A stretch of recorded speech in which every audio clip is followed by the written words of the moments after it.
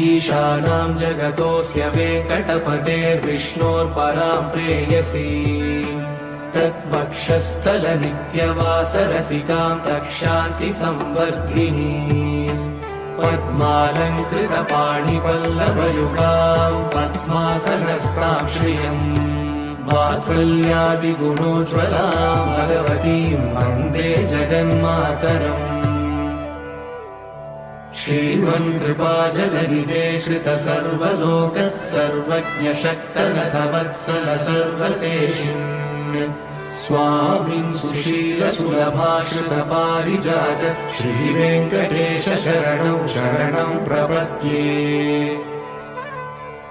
श्रीमन्कृपाजलनिधे श्रितसर्वलोकः सर्वज्ञशक्तनतवत्सल सर्वशेषिन् स्वामिन् सुशीलसुलभाश्रितपारिजात